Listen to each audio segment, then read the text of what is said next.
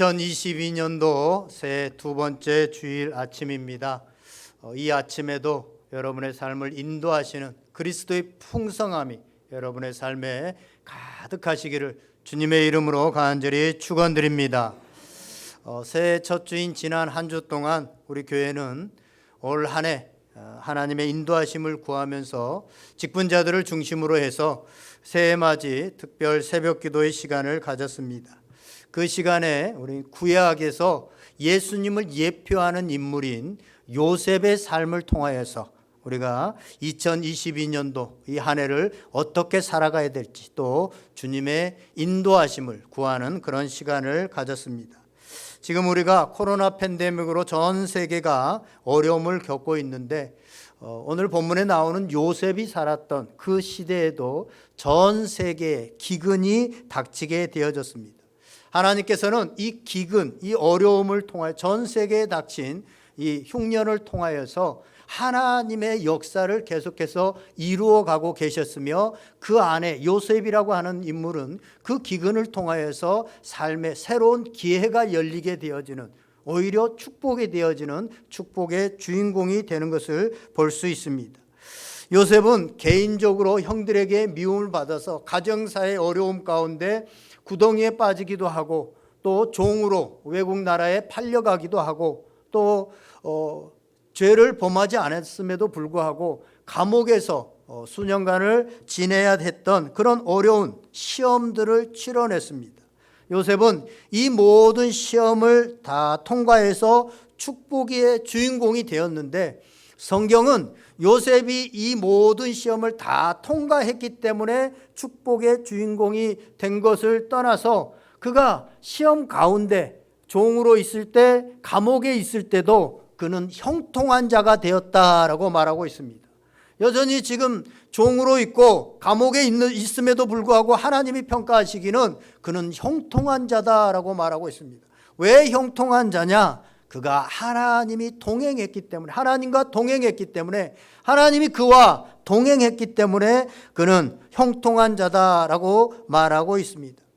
지금 세상 사람들은 힘들어서 이 코로나가 하루빨리 지나가기만을 바라고 있습니다. 하지만 우리 그리스도인들은 이 안에서 하나님이 지금 무엇을 하고 계시는지 뭔가 하나님의 뜻이 있을 것이다. 그 뜻을 구하면서 하나님과 함께 동행하기를 힘써야 될 것입니다. 그러면 코로나뿐만 아니라 우리의 삶에 어떤 흉년, 어떤 기근이 닥쳐올지라도 형통한 자가 된다고 하는 사실입니다. 올해 우리 교회 표어가 뭡니까? 한번 읽어볼까요? 예, 그렇습니다. 하나님과 함께 할 때 우리는 형통한 자가 된다고 하는 사실입니다. 여러분, 올 한 해도 하나님과 함께함으로 어떠한 상황 가운데서도 형통하게 되는 복을 누리실 수 있기를 주님의 이름으로 간절히 축원드립니다. 올해 수능 시험이 끝나고 이제 그 결과가 얼마 전에 발표되어졌는데 우리 교회에서 2명의 고3생들이 있었습니다. 그런데 둘 다 좋은 성적으로 서울에 있는 학교에 진학하게 됐습니다. 참 기쁘고 좋은 일입니다. 올해도 우리 고3생들 있는데 여러분들 위하여서 계속해서 기도해 주시기를 바라고요. 제가 이렇게 생각해 보니까 저도 그런 시절이 있었습니다. 고3 때 저희 때는 직접 그 학교에 가서 시험을 치는 그런 학력고사 시대였는데요. 시험을 치고 합격 통지서를 기다리는데 그 기간이 얼마나 길게 느껴지던지요.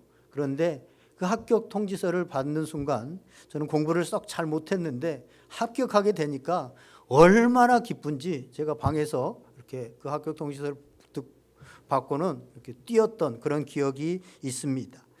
이처럼 우리가 진학 시험이든지 아니면 입사 시험이든지 아니면 우리가 간절히 바랬던 그 자격증 시험이든지 시험에 합격한 자에게는 큰 기쁨이 있다고 하는 사실입니다. 성경에서 이 시험이라고 하는 단어를요 쓸 때 우리 한국말로는 그냥 시험이라고 하니까 한 의미만을 이렇게 나타내는데 엄격하게 말하면 이 시험이라는 단어 속에는요 두 가지 의미가 있습니다. 하나는 시험, 그야말로 테스트한다 그런 시험이 있고요. 하나는 유혹, 템테이션, 유혹 이런 뜻이 이 시험에 있습니다. 이 앞에 테스트라고 하는 시험은요, 그 사람을 넘어뜨리고 그 사람을 거꾸로 뜨리고 그 사람을 망하게 하려고 하는 것이 아니라 그 시험을 통해서 성장하게 하고 발전하게 하고 앞으로 나아가게 하려고 하는 것이 시험입니다. 그런데 유혹이라고 하는 것은요, 그 사람을 거꾸로 뜨리고 결국 망하게 하고 쓰러지게 하고 패망하게 만들려고 하는 것이 이 유혹입니다. 그런데 성경에 대표적으로 이 시험, 테스트를 한 게 창세기 22장에 보면 아브라함의 얘기가 나옵니다. 하나님께서 아브라함에게 100세의 아들을 하나 주고 그 아들을 굉장히 사랑했던 아브라함에게 그 아들 이삭을 바치라, 하나님 앞에 제물로 바치라 라고 하는 테스트, 시험을 합니다. 이것은 아브라함을 죽이고 아브라함을 거꾸로 뜨리고 아브라함을 망하게 하려고 하는 것이 아니라 아브라함의 그 금보다 귀한 믿음을 이제 만천하에 드러내려고 하나님께서 시험을 하시는 것입니다. 시험을 통해서 아브라함 속에 감춰진 금보다 귀한 믿음이 실제로 드러나게 되어지는데, 아브라함은요, 그 이전에 자기가 얼만큼 믿음이 있는 자인지 본인도 잘 몰랐습니다. 그런데 그 시험을 통하여서 자기가 믿음이 어느 정도 있는지 깨우쳐지게 되어지는 그 사건이 바로 창세기 22장에 있는 아브라함이 아들 이삭을 바치라고 하는 그런 시험입니다. 학교에서 학생들에게 시험을 보는 이유가 뭡니까? 그 시험을 통하여서 자기 실력이 어느 정도인지 드러나게 하려고, 보게 하기 위해서, 그래서 더 어떤 것을 더 열심히 해야 되겠다라는 것을 느끼게 하기 위해서 이 시험을 칩니다. 시험은 언제나 우리 속에 있는 것, 우리의 실제 실력을 드러나게 하는 힘이 있고, 그 힘이 바로 이 시험이라고 하는 사실입니다. 오늘 본문에 보면 구약의 예수님으로 예표되어지는 요셉이 형들을 시험하고 있습니다. 요셉은 자신을 죽이려고 하고 팔아넘겼던 형들을 지금 징벌하고 넘어뜨리고 그들을 거꾸로 뜨리려고 하는 것이 아니라 형들을 회복시키고 형들을 성장하도록 형들에게 다시 기회를 주기 위해서 시험을 하고 있다고 하는 사실입니다. 만약 요셉이 형들이 괘씸해서 징벌하고 자신이 높아지려고 하면 방법은 간단합니다. 사람들을 모아놓고 형들이 무슨 짓을 했는지 무슨 일을 했는지 사람들에게 다 말을 한 다음에 거기다가 자기 감정을 섞어가면서 내가 그 구덩이에 빠졌을 때 정말로 거기에 헤어나오기 위해서 손톱이 다 벗겨질 정도로 벽을 오르면서 형님들 살려주세요 라고 했는데 형님들은 그것을 외면하고 옆에서 밥을 먹고 있더라 라고 하면 사람들이 와, 그걸 죽일 놈이 다 있나 이러면서 형들을 죽여야 된다 이렇게 말을 합니다. 그때 요셉이 딱 나타나가지고 그러나 나는 용서한다, 이 형들을 용서한다. 그러면 요셉은 영웅이 되는 거예요, 그때부터. 그런데 형들은 어떻게 되는 거예요? 용서를 한다고 했는데 형들은 용서가 안 된 느낌입니다. 여전히 회복이 안 됩니다. 마음이 더 찜찜해졌습니다. 오히려 자신의 죄악들이 만천하에 알려졌습니다. 만약에 이렇게 요셉이 형들을 용서했다면 요셉은 의인이 되고 형들은 영원한 악인으로 남았을 것입니다. 그러나 요셉은 그렇게 하지 않습니다.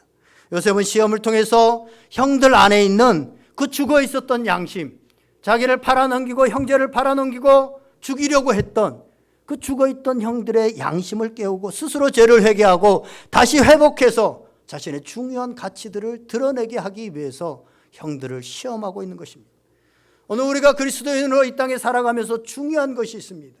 그것은 하나는 요셉처럼 어떤 상황 가운데서도 살아계신 하나님, 나를 지으신 하나님, 그 하나님과 동행하는 것이 필요하고, 또 하나는 사람을 살리는 일에 내 인생이 사용되어지고 사람을 살리는 일에 내가 내 인생을 투자해야 된다고 하는 사실입니다. 스티븐 코비가 쓴 성공하는 사람들의 7가지 습관이라고 하는 책이 있습니다. 굉장히 오랫동안 베스트셀러고 지금도 많이 읽혀지는 책입니다. 저는 그 책을 읽으면서 이건 성경의 내용과 너무나도 비슷하다라는 생각들을 합니다. 거기에서 성공하는 사람들의 7가지 습관을 말하면서 4번째, 윈윈을 생각하라라는 말을 합니다. 윈윈을 생각하라. 어떤 일을 하고 어떤 결정을 할 때 나만 이기고 너는 지는, 나는 윈, 나는 이기고 너는 지는, 이런 게 아니라 나도 이기고 너도 이기는 그런 생각을 하고 그런 결정을 하라는 것입니다. 만약에 요셉이 자기가 형들을 아까 제가 말씀드린 것처럼 그렇게 해서 형들을 용서합니다 라고 하면 요셉은 이기고 의인이 되지만 형들은 영원히 일어날 수 없는 그런 상태가 되어집니다. 그래서 우리 그리스도인들은 어떤 상황에서도 나만 의로워지고 상대방은 죽이는 이런 결정과 이런 생각이 아니라 나도 살고 너도 사는 이런 결정을 해야 된다고 하는 사실입니다. 예수님은요, 여기서 한 발짝 더 나갑니다. 원수를 사랑하라고 그러고 친구를 위해서, 지체를 위해서 목숨을 버리는 것이 가장 귀한 사랑이다라고 가르쳐주고 있습니다. 거기까지 나아가라라고 말씀하고 있습니다. 오늘 요셉은 자신만 살고 옆에 있는 자기를 해롭게 했던 그 사람들을 다 죽이는, 얼마든지 그러한 방법을 쓸 수 있었고 자기가 영웅이 될 수 있었음에도 불구하고 그런 방법을 쓰지 않고 오늘 그 형들을 회복시키기 위해서, 그 형들을 다시 살게 하기 위해서 시험을 하고 있습니다. 여러분, 하나님께서 코로나와 같은 시험을 우리에게 허락하시고 이러한 시험은 우리를 멸망시키기 위해서 허락하신 것이 아니라 하나님의 뜻을 이루기 위해서, 우리로 회개하고 성장해서 마침내 축복의 자리로 나아가게 하기 위해서 하나님께서 허락하셨다고 하는 사실입니다. 시험은 통과하는 자에게 큰 축복이 됩니다. 간절히 어떤 좋은 회사에 입사하려고 시험을 1년, 2년 쳤는데 합격했다. 요즘 공무원 시험이 뭐 대세인데 합격했다.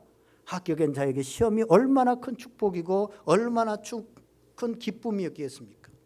오늘 본문에 보면 요셉이 형들을 회복시키기 위해서 한 시험이 하나 있습니다. 일명 은잔 시험입니다. 은잔 시험.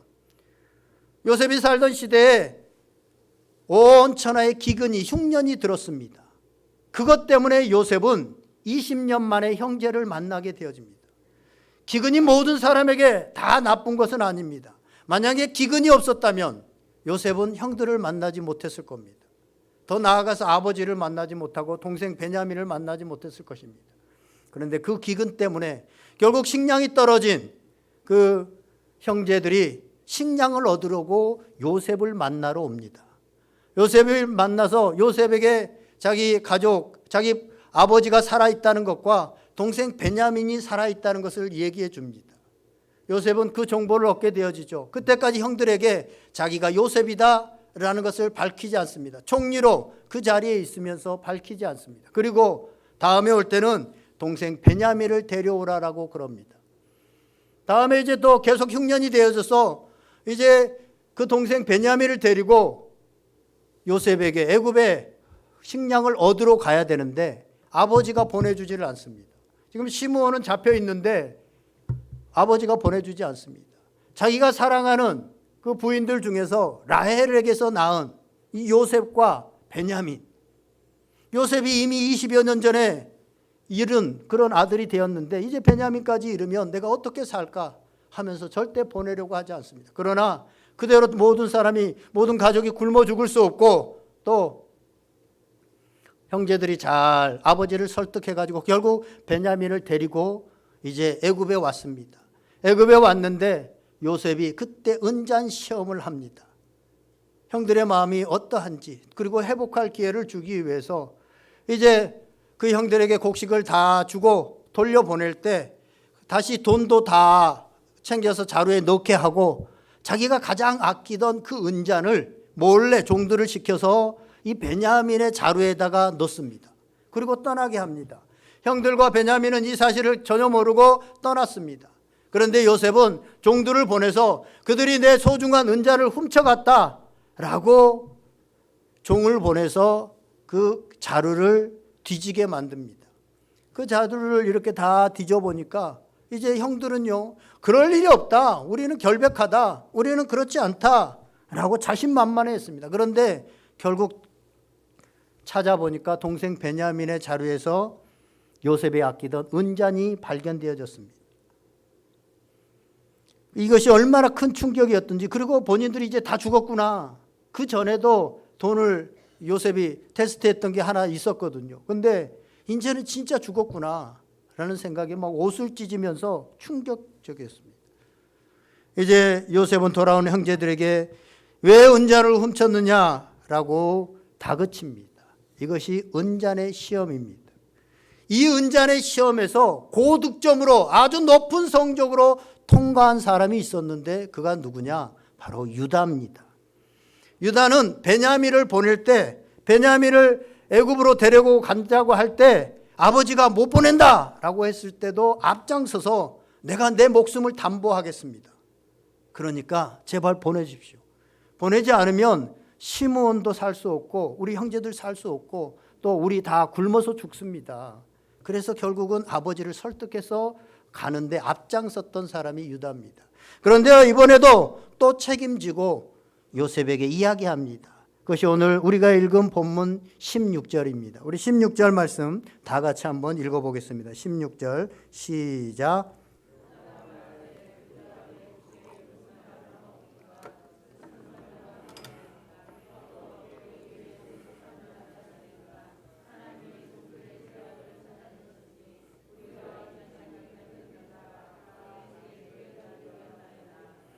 아멘. 여기서 두 가지를 살펴볼 수 있는데요. 하나는 유다와 형제들이 하나님 앞에 회개하고 있는 내용입니다. 또 하나는요, 이제 유다가 형제들을 사랑하고 변화되어져 가는 모습, 그 짐을 짊어지고 책임지려고 하는 이런 모습, 이것이 바로 요셉이 원했던 모습입니다.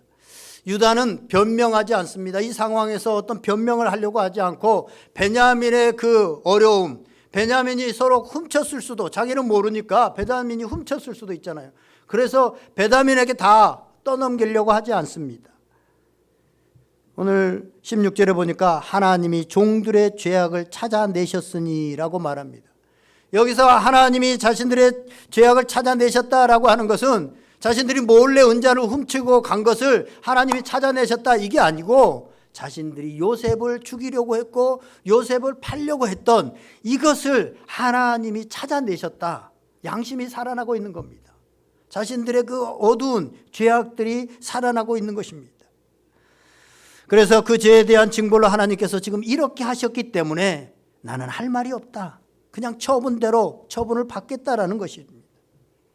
유다는 자기가 죄를 고백했습니다. 하나님께 앞장서서 우리의 죄, 우리가 이 죄를 하나님께서 지금 드러내셨다라고 고백합니다. 저는 하나님께서는요, 우리가 우리 죄를 자백하기를 원하시고 기뻐하십니다. 요한일서 1장 8, 9절에 보면 만일 우리가 죄가 없다고 하면 스스로 속이고 또 진리가 우리 속에 있지 아니할 것이요 만일 우리가 우리 죄를 자백하면 저는 미쁘시고 의로우사 우리 죄를 사하시며 우리를 모든 불의에서 깨끗하게 하실 것이요 라고 말씀하고 있습니다. 주님은, 하나님은 우리의 죄악을 드러내고 자백하기를 원하십니다. 세상에 죄를 짓지 않는 사람이 없습니다. 그런데 회개한 사람이 있고 회개하지 않는 사람이 있을 뿐입니다. 왜 우리 삶에 코로나의 어려움이 오고 우리 그리스도인들의 삶에 시험이 그치지 않는가? 그것은 바로 하나님께서 우리에게 깨달아야 될 것이 있기 때문에, 하나님 앞에 회개해야 될 것이 있기 때문에, 하나님께 시인해야 될 것이 있기 때문에, 하나님 앞에 회개해야 될 것이 있기 때문에 하나님께서는 그런 것들을 허락하신다고 하는 사실입니다. 여러분, 여러분의 삶들을 이제 한번 쭉 돌아보시기 바랍니다. 혹시 여러분이 억울하다고 생각하는 일이 있지 않습니까? 훔치지도 않았는데 왜 억울한 은잔과 같은 그런 어려움들이 우리의 삶에 있는지, 여러분의 삶에 있는지, 또 우리가 왜 억울함을 당해야 되는지 생각해 보면요, 하나님께서 허락하시지 않으면 이 세상에 아무 일도, 그런 일 절대 일어나지 않습니다. 참새 한 마리도 하나님이 허락하지 않으면 떨어지지 않는다라고 성경은 분명하게 말하고 있습니다. 우리 삶에 내가 잘못한 게 아닌 것 같은데, 내가 훔치지 않았는 것 같은데 은잔과 같은 이런 시험이 우리 삶에 있을 수 있다고 하는 사실입니다. 억울하죠. 왜 하나님께서 나에게 이런 압박을 가해오는지 우리는 알지 못할 때가 있습니다. 그러나 그것은요, 우리에게 아직 청산해야 될 것이 있고 인정해야 될 것이 있고 내려놓아야 될 것이 있고 하나님께 회개해야 될 것이 있기 때문에 하나님께서 그것을 통해서 우리에게 깨닫게 하시고, 그래서 묶여있는 우리가 그것을 끊고 이제 앞으로 나아갈 수 있도록, 성장할 수 있도록 돕기 위해서 우리에게 그것을 주셨다고 하는 사실입니다. 저는 이번 코로나로 인해서 한국교회가 여러 가지 어려움을 당하게 되어지는데 분명히 하나님 앞에 회개할 것이 있기 때문에, 인정할 것이 있기 때문에, 내려놓아야 될 것이 있기 때문에 하나님께서 이러한 것을 허락하셨다라는 생각이 듭니다. 한국교회가 그것을 깨닫고 진정으로 회개할 때 하나님께서 이 땅을 고쳐주실 것입니다. 역대하 7장 14절 15절 우리가 잘 아는 말씀을 보면 혹 내가 하늘을 닫고 비를 내리지 아니하거나 혹 메뚜기에게 토산을 먹게 하거나 혹 천년병이 내 백성 가운데 유행하게 할 때 내 이름으로 일컫는 내 백성이 그들의 악한 길에서 떠나 스스로 낮추고 기도하여 내 얼굴을 찾으면 내가 하늘에서 듣고 그들의 죄를 사하고 그들의 땅을 고칠지라. 아멘. 시험에는 목적이 있습니다. 넘어뜨리는 게 시험의 목적이 아니라 시험은 변화시키고 더 한 단계 한 단계 성장하게 하는 것이 시험의 목적입니다. 저와 여러분이 하나님 앞에서 회개하고 하나님을 인정할 때 오늘 우리의 시험들이 해결되어집니다. 사랑하는 여러분, 주어진 시험을 잘 통과하여 하나님의 사람으로 변화 성장되어지는 은혜가 있기를 주님의 이름으로 간절히 축원드립니다. 유다의 또 다른 하나는요, 형제들 간의 관계가 회복되어지고 자신이 책임을 지려고 하는 것입니다. 은잔이 발견된 베냐민뿐만 아니라 형제들이 모두 유다를 비롯한 형제들이 다 종이 되겠습니다라고 고백하고 있습니다. 베냐민을 버리지 않겠다는 것입니다. 그런데 요셉이 믿어지지 않죠. 자신을 무참하게 버렸으니까 그 형들이 그냥 하는 말인지 더 한 번 더 시험해 보기를 원합니다. 그래서 17절에 말을 합니다. 형제가 다 남을 필요는 없고 은잔을 숨긴 자만 노예로 내가 삼을 거다라고 말을 합니다. 예전 같았으면, 예전 유다 같았으면, 형제들 같았으면, 그래 베냐민 네가 훔쳤으니까 발견된 거 보니까 뭔가 있겠지. 그러니까 너 책임지고 우리는 살아야 되겠다라고 했을지 모릅니다. 왜냐하면 특별히 그 아버지가 요셉과 이 베냐민만을 사랑했기 때문에 시기했을 수도 있습니다. 그러나 유다는 이제 그렇게 하지 않습니다. 형제를 발휘합니다. 요셉을 인정사정 없이 죽이려고 하고 팔아넘길 때와는 전혀 다른 모습입니다. 유다는 베냐민만 남길 수 없다라고 하는 이유를 조목조목 이제 설명하기 시작합니다. 그 내용이 바로 우리가 읽은 내용 바로 다음 19절부터 31절까지 굉장히 길게 나옵니다. 굉장히 긴 변론을 지금 유다가 하고 있는데 거기 읽어보면 굉장히 힘이 느껴집니다. 왜 힘이 있어요? 변명하지 않기 때문입니다. 여러분, 변명하면 힘이 없습니다. 그런데 변명하려고 하지 않습니다. 그리고 내가 책임을 지겠다. 자신이 책임을 지려고 합니다. 그래서 그 말에 힘이 있습니다. 창세기 44장 33절 보면 이렇게 말합니다. 이제 주의 종으로 그 아이를 대신하여 머물러 있어 내 주의 종이 되게 하시고 그 아이는 그의 형제들과 함께 올려 보내소서. 무슨 말이에요? 베냐민 대신에 내가 남겠다는 겁니다. 내가 남겠다는 거예요. 내가 책임지겠습니다. 내가 평생 종으로 살겠습니다. 그러니 형제들과 베냐민은 돌려보내십시오. 안 돌려보내면 아버지 죽습니다. 아버지까지 다 죽습니다. 희생할 때 문제가 해결되어집니다. 제가 책임지겠습니다. 44장의 이 유다의 얘기가 굉장히 길게 기록되어 있어요. 그 이유가 뭘까요? 여기서 저는 유다의 변화된 모습을 봅니다. 그 전에 요셉을 죽이려고 했던 이 유다가 이제 베냐민을 살리려고 자기가 대신 종이 되겠습니다 라고 하는 이 변화된 모습을 가르쳐 주시기 위해서 길게 이렇게 기록되고 있습니다. 히브리서 10장 7절 이하로 보면 하늘에서 천상에서 회의가 열리죠. 하나님과 성령과 예수님이 회의를 하는데 그때 예수님께서 내가 구약에 약속한, 성경에 약속한 대로 내가 땅에 내려가서 저들을 대신해서 내가 희생 제물이 되겠다 자원하는 그 내용이 나옵니다. 마치 오늘 그 모습과도 같습니다. 이 아버지의 가족들, 우리 형제들을 살리기 위해서 내가 가겠습니다. 내가 헌신하겠습니다. 라고 할 때 문제가 해결되어지는 것을 보게 되어집니다. 오늘 이 유다의 모습은 마치 예수님의 모습과 비슷합니다.